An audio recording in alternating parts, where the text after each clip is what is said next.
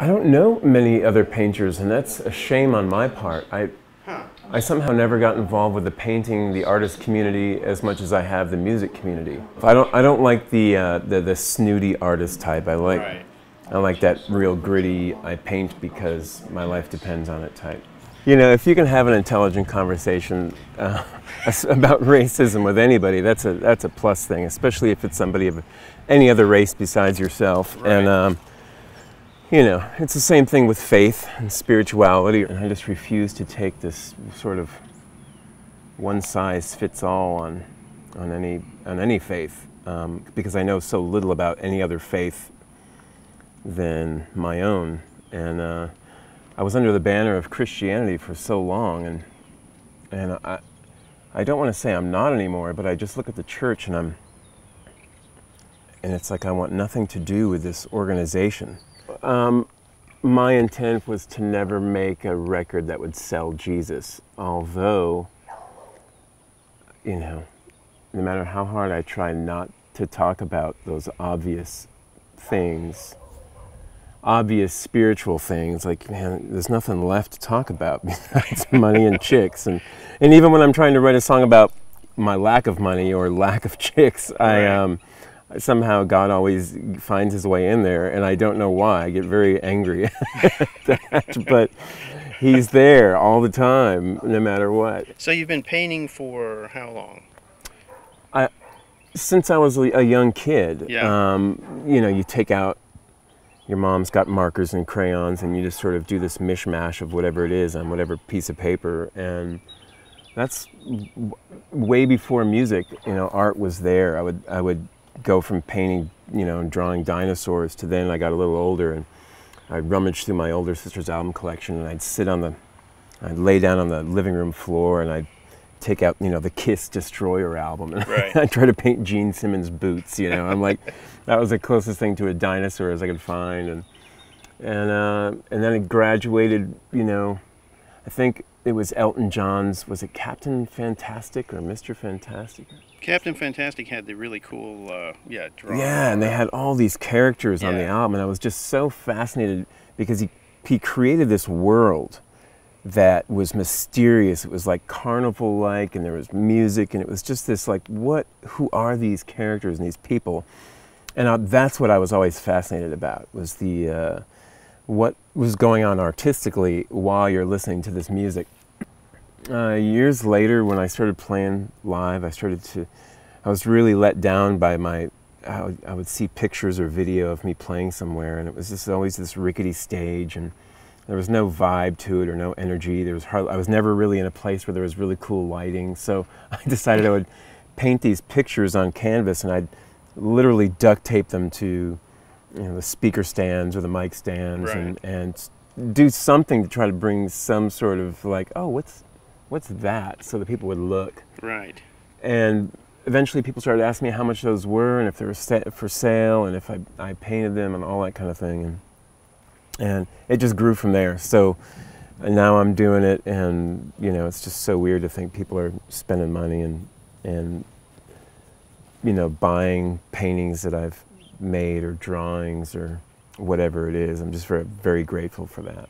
And when I go play music somewhere, it's like you show up and there's all these people there and other bands there, and you see this killer band just get off the stage, and you're up next, and you're just thinking, oh my gosh, they were so good. Like, why would people want to hear more music after this? They were amazing.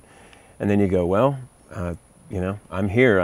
I'm scheduled to play, so you do it. And then you just go and you do it with everything you got. And it doesn't really matter if the bands like you or if the people like you or not. It's more about, like, how do you feel when you go home and you lay your head on the pillow and Right. you think, man, I left it all out there. I gave it everything I got, and If that's not good enough, yeah, then I can't. You know, whatever. tomorrow's another day, kind of. The This shirt. is my favorite shirt. And no matter how ripped and torn it seems to have gotten over the years, I've kept it, and I've loved it for a long It's a time. great shirt. It's like Jerry's Golden Boy. I didn't want to give up Golden Boy. But This phrase came to me saying, "Fight fear, make art," and it was a simple bumper sticker phrase, and I just thought, instead of me whining about what I don't have, money, whether I can't pay the bills, do something and put it out into the world and don't stop. And that was sort of my little mantra to myself, saying, all right, anytime I get overwhelmed by the stress of bills, which is so ridiculous because life is so short and everybody's got worries, you know, financial worries, and Sure. everyone's got bills. So why are you worrying about that? And just go make stuff, go book gigs, go do what it is that you do, and then be frugal, save your money. Don't blow it on stuff. At the end of the month, you'll have money to pay your bills. And, you know, Right. for years I've been able to do that. And I'm just so grateful because, you know, it's something as simple as painting a picture, or painting a portrait or something, and taking a picture of it and putting it on social media. And then pretty soon I'm sending something off to someone in Scotland or somebody in Canada or somebody in Wisconsin or, you know, North Carolina. And it's so humbling and rewarding at the same time. And, you know, and every month presents the same challenge. Every month is like, Right. okay, that was last month, but oh my God, how am I going to make it this month? Right, So right. you know, an artist, someone who's artistic and wanting to make this their goal in life is to be, you know, sustained by what they do. It is a never-ending cycle of, you know, of overcoming your worry, staying creative, not letting people, not letting what you don't sell or whatever affect the fact that whether or not you're going to do it again and Right. again and again. It's all those kind of things. So I've, you know, supremely blessed in that area. You look like a rock star, man. I mean, look at you now. You got the shades, you got the hair, you got the beard, you got the face. Everybody you has know, shades. I know, but somehow you carry it. It's like you just look like a rock star. So, do you think that works for you? Did you develop this look, or is this just your look, man? Okay, you have to understand. I'll give you the short version of this. I grew up in upstate New York, and I was about maybe 13 when I saw Purple Rain from Prince, and that movie came out. Now, you have to understand, I was just a 13-year-old little white kid, upstate New York, the hair parted in the middle, feathered. It was the early 80s. I wore whatever t-shirt I could find and shorts and those long white tube socks with the Right. 3 little red And stripes. it had to be the and- right color Yeah, stripes. yeah. And so that was it. But I never felt comfortable in that. And when I saw Purple Rain from Prince, it was like pushed to the mega, degree. Like, that is what I want to do, and by that I mean like all of it. I want the motorcycle, the girls. I want to play that guitar.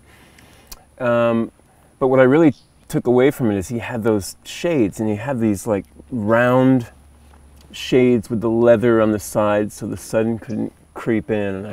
And I made it my life mission to find a pair of those shades, because I knew something. I didn't know what my future held, but I knew it started with those shades. And so I think I found some of the like knockoff version of those shades at some gas station or something. And I put them on, and my sister took a picture of me and my nephew on my front porch. My nephew's looking up at me like, like, what the heck are you doing?